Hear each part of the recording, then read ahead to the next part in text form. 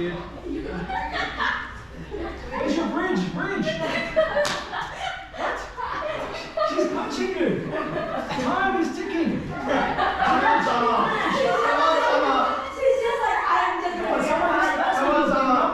Yes! Oh! She didn't even have to do anything else. You're funny.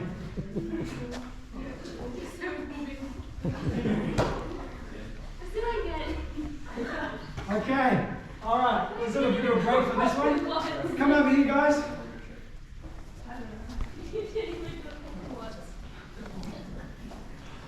Alright, so, self-defense rules.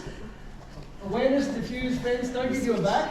You've done everything correctly. Unfortunately, the person is going to go to the next level and attack you, so it's time to yeah, one was up here somewhere, but unfortunately they've caught you. So you did find your awareness, and then you went that way, but then they followed you here, and then you tried to diffuse them, calm them down, talk to them, apologize, do anything you could, didn't work. Now you feel they're going to take it to the next level, so you put your fence. As you're talking to them, still trying to calm them down. You don't turn it off and just walk away and give your back. So now it's time to Pull out your mobile phone and dial 000. What is this? no takers, that's a D. Defend. Defend. All right. So you're going to protect yourself as best as possible as they attack you and try to defend yourself. Okay? All right. Now, rule number 6 comes from something that I saw once in a shopping centre. There was Scream, no. There was a karate expert with his white karate suit and his black belt, and he was giving a demonstration about self-defense. And he said to everybody, if somebody comes to attack you, your best line of defense is to drop to the ground so the person can no longer hurt you. Does anybody agree with that statement? No. No. Yeah. Dropping to the ground, I think, is probably the worst thing to do. Yeah. Okay? So that's why I come up with rule number 6. Jump. Stay on your feet. Oh yeah. So try not to let the person take you on the ground. Keep yourself strong on the feet to stay up, because if you fall down, the person's got the advantage. Okay? The only time you go onto the ground is if you're taken to the ground and then you defend yourself like we've just been doing and try to get back onto your feet. Okay? Alright, so that's rule 6. 2 more to go.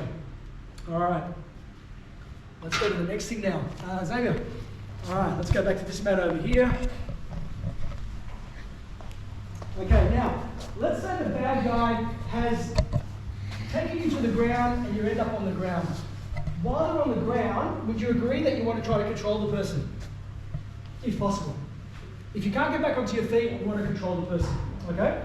Alright, so, Xavier's going to sit down over here, turn around, face everybody, and you sit down, cross your legs. Okay? Now, one of our rules is, rule number 4 is we say don't give your back. Okay? But if the bad guy gives you the back, you say thank you because it's a gift. Okay? So we take the back. So if he ends up with his back towards me, I'm going to wrap my legs around him and I'm going to control him with my seatbelt holding onto him here. And I'm going to put my ear on the back. And I'm going to control him and hold him. So as much as he wants to move, I'm just going to enjoy the ride. So from here, he's going to move around and I'm just going to hold on. If we fall down, I hold on. I just don't let go. I'm a koala to a gum tree. How long would you do that for? All right, still there. All right, now, well, come back, sit down. So, what I want to do is I want to get my legs across to here, okay? One arm goes over and one arm goes under, just like the seatbelt in your car, okay? And your hand grabs your wrist, okay? Now, does it matter, do you think, whether the bottom hand grabs the top or the top grabs the bottom? Yes. It does matter, yes. Which one is better? The first one. This one? Yeah, this one's better. Because if he's going to pull my hand off, he's going to pull the one that's on top. If he does that, I can then continue to a choke. Okay? If I do this, he's going to grab the hand on the top, I can't choke him. Okay? So always the bottom hand grab the top hand. And it depends on how large the person is as well. The more you can secure them and keep them tight, you want to hold that nice and tight there. Using your whole 5 fingers around your forearm or your wrist. Okay? I keep my ear on his back for safety. Now when you're doing this with your partner, don't stand up for safety rules, okay? But you can roll around as much as you want. And if my partner succeeds in pulling my arms apart, what do? Put it back on. He opens up my legs. Put it back on. I bring him back in, okay? Yeah. So my job is to keep him secure there until help can arrive. Okay? All right. Let's give that one a go. Yes? Should you ever like cross your feet? Good question. So for you, it doesn't really matter now, but people who train in this, we do something. If somebody crosses their legs on me, I'll ankle lock them. Okay? So if you've got someone who's trained, they will know. But we're assuming that you're training with, you're defending yourself against an untrained person. So crossing your leg is not the end of the world for you guys. But just be aware that there is a lock that people know how to do, which will ankle lock you and put you in a lot of pain. So from a habit, we just kind of just put our feet together like this. Yeah. Okay, but it's optional for you at the moment.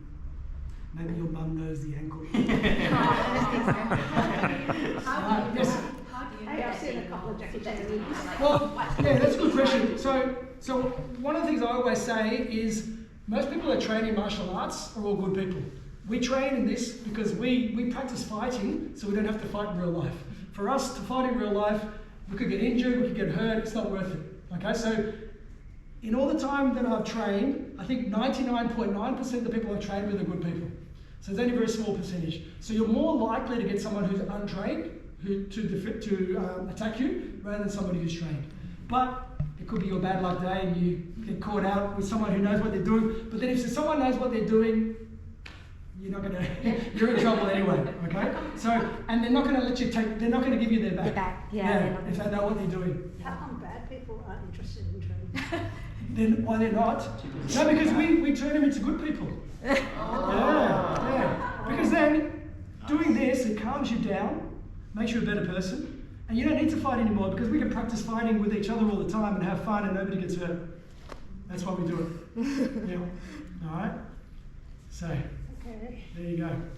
But what you're dealing with, if in your normal lives, the most thing you're going to deal with someone who is not trained, having a bad day, or someone who is a bad person will try to hurt you, but they're generally not going to be trained most of the time.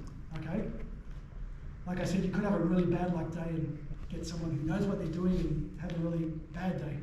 Yeah. But yeah, most of the time, as long as you can do the basic steps, it'll be enough for you to be able to protect yourself. Okay? Even if you know the technique, if you're not very strong.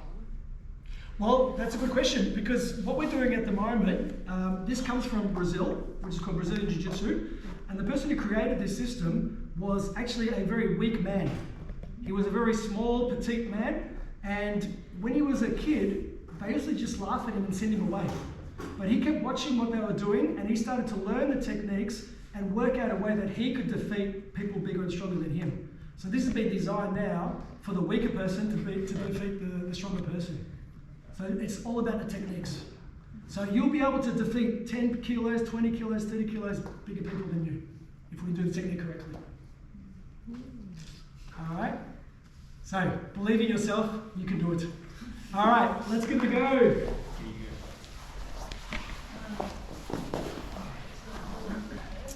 I know you. That time up? Okay. Sit one on the left foot and here on the back. Okay. Stay.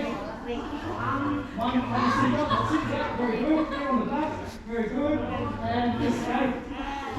Okay, put your knee on the back. Okay, that's good, yeah. Put your knee on the back. Put your knee. That's it, good. All right. So, escape. Okay, the first time I see you struggling. Ticklish? Close the legs back, Ron. Close the legs back up. That's it, good. Always escaped.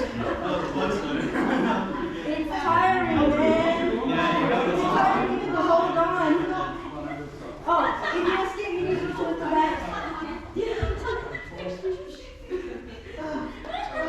Oh, I should actually run away. Let me escape. You're the bad person, I'm not the bad person. Oh, yeah, just get that arm up a little bit higher and drop that one down. That's it, yeah, good.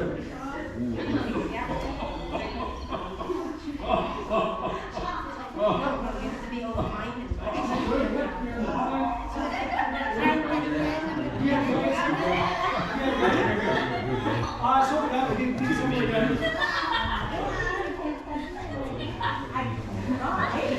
So if the bad guy does that to you, it's all over. I'm just gonna laugh at you later. I don't know.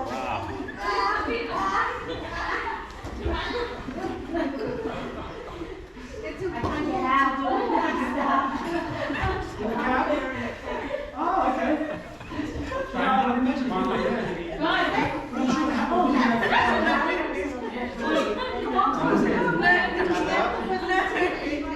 No, ticklish doesn't work in real life. In a situation like that, your ticklish is going to just go out the door. You know what I mean? I'm happy for you to pitch me as much as you want. Look, it could work, but me personally, I'll let you pitch me as much as you want. I'm not going to do it. Yeah. You could, yeah. Look, I would try anything for sure, but we don't want to help the bad guy.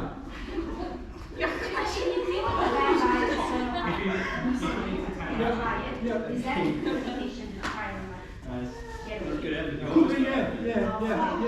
So generally, you would be talking to the person because they're going to use up more energy than you. So you're just going to be holding on while they use up their energy, and eventually their energy will be depleted, so they'll be exhausted. And then it's up to you then to sort of talk to them, negotiate with them, say, okay, if I let you go right now, you're going to leave.